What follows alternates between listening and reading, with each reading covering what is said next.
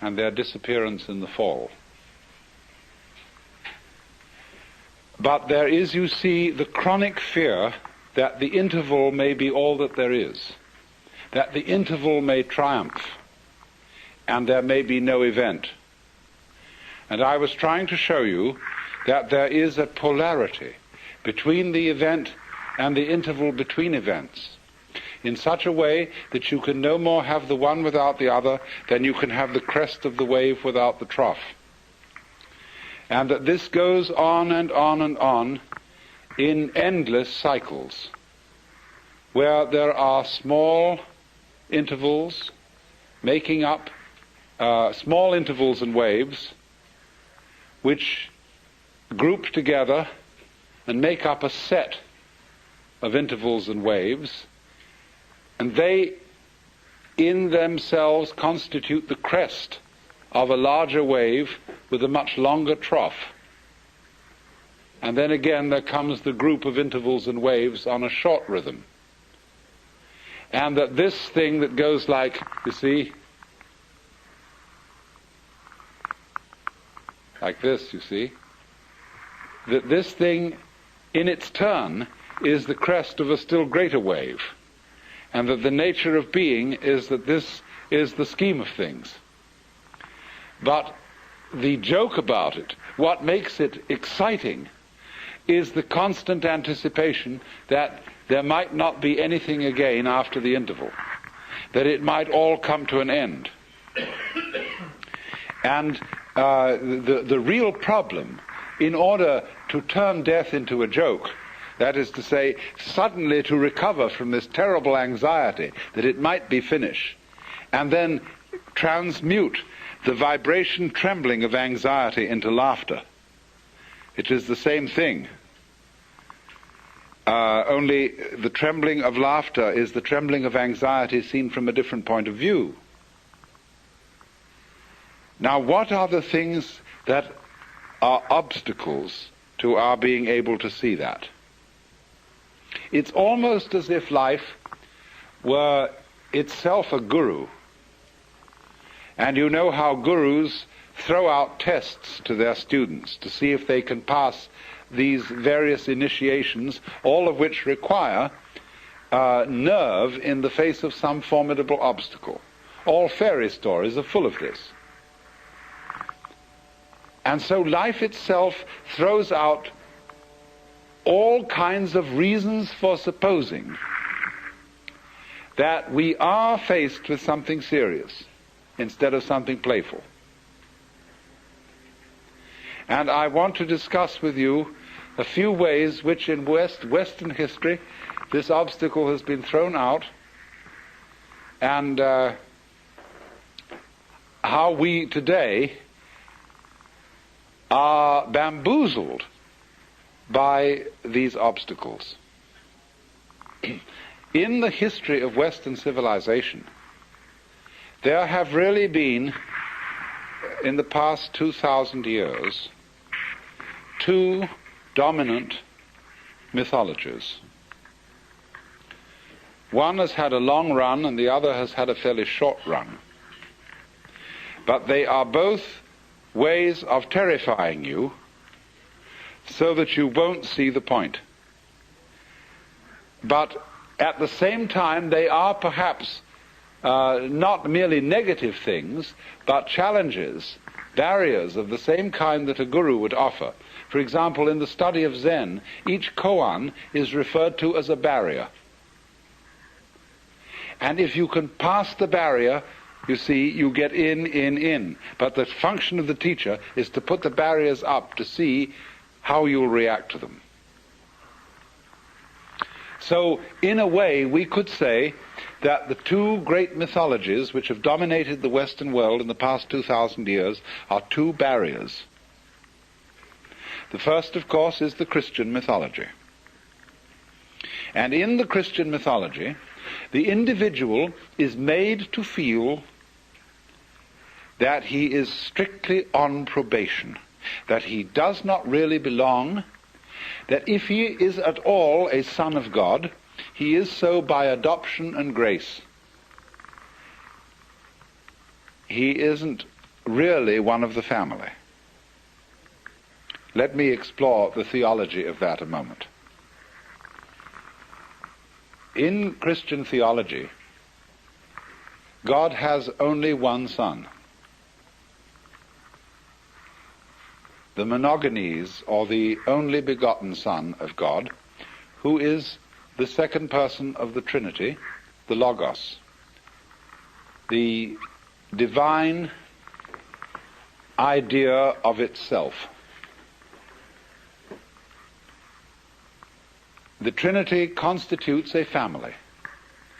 And naturally, it's therefore threefold, because all, for the Greek mind, and it was the Greek mind that molded Christian theology, meaning entirely depends on the structure of the Greek language.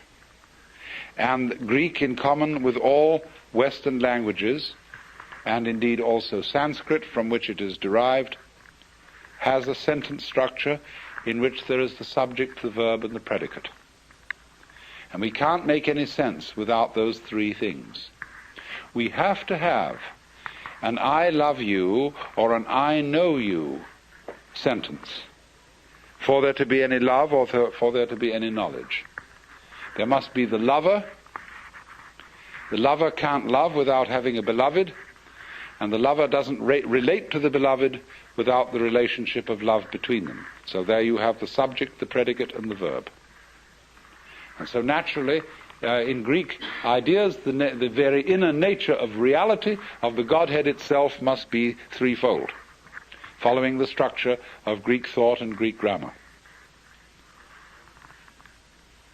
So,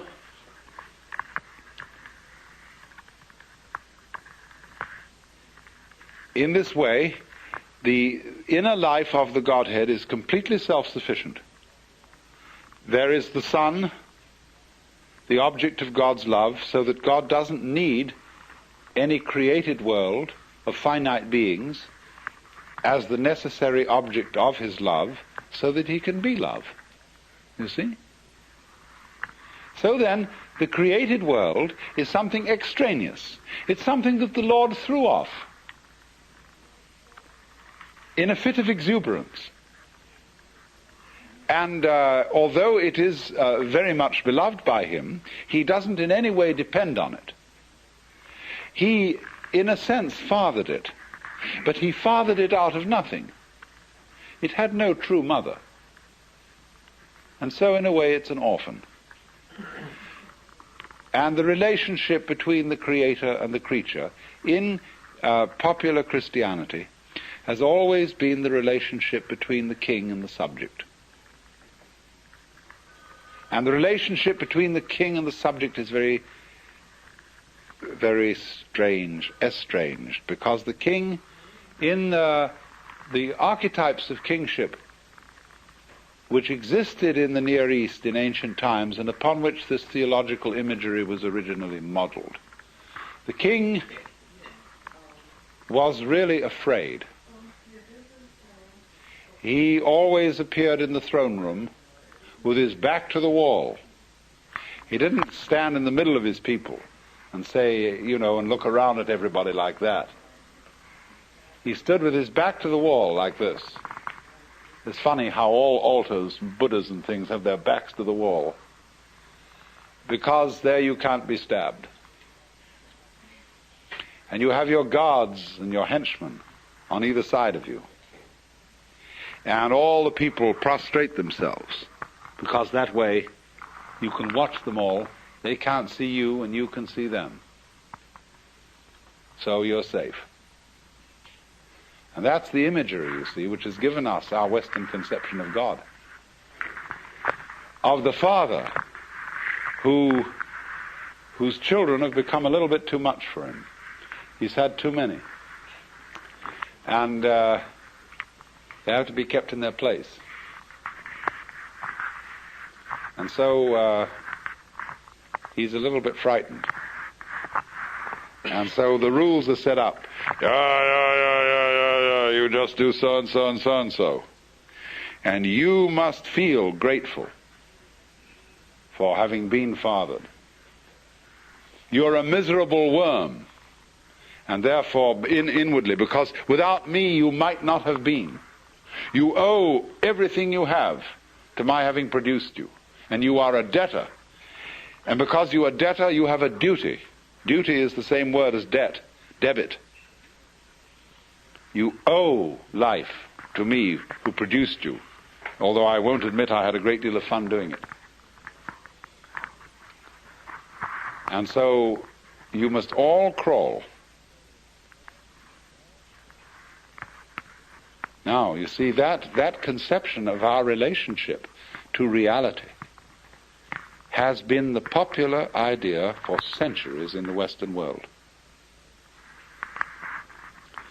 So that you never really knew where you stood with the authority. Because the authority gives you the impression that you are so bad intrinsically that at any time you ought to be punished and eaten up. And it's only a matter of mercy that you're not being eaten up. So the prayers of the Christian church are full of the idea, O Lord, we are not worthy. And since it is only of thy great mercy that we continue to survive at all, we humbly beseech thee, etc., etc. Imagine going around with that feeling about the nature of reality, that it is watching you all the time, that you're always on probation, like a released prisoner.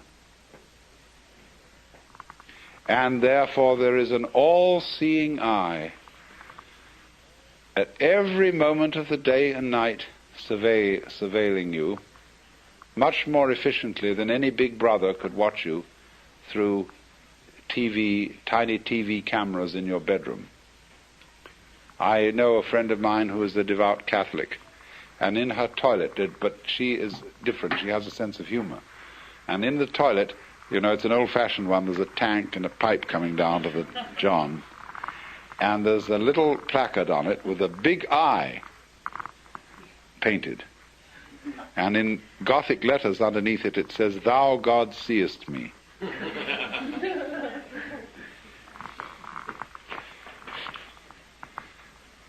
So always, everywhere, according to this mythology, there is the eye of the paternal judge watching you. Now, what can you do with a situation like that? If that's the way things really are, you don't know whether this Lord has a sense of humor, and whether you can say to him, hey, look, don't take such an advantage of me like that. Turn down that light a little. Close off your eyes sometimes. You don't need to be all that particular. You know I can't do anything to you. I can't knock you over. Why do you need to bug me all the time? The sort of attitude is too much. And so people couldn't stand it. You know, 600 years of it was enough. And it became intolerable. Really intolerable. Because everybody knew they were sinners, and that they were doing all the things against the rules in the book, and nobody could possibly put up with it. So the only thing they could do to relieve themselves of this horrible father figure was to make out that the universe didn't have a father at all. That it was really an orphan. Not even virgin born. It didn't even have a mother. In other words, in order to escape from the mythology of a conception of ultimate reality, which was much too intelligent and much too nosy, people had to invent a conception of the ultimate reality that was completely banal and dead. So the second Western mythology is the mythology of the mechanical universe, which is a fluke emerging from a process of absolutely blind energy. And you must notice the language in which the great thinkers of the 19th century thought about the world. Freud, for the basic psychic energy, used the word libido, which in 19th century Vienna was exceedingly uncomplimentary. Libido, blind lust. And so in the same way, the science philosophers of the 19th century talked about the world as being based on brute force, unintelligent energy, and worked out a conception of man as a really rather unfortunate natural fluke. Consciousness, reason, and indeed also the passions and feelings and desires of the human heart were nothing but the end product of a roulette wheel of natural selection.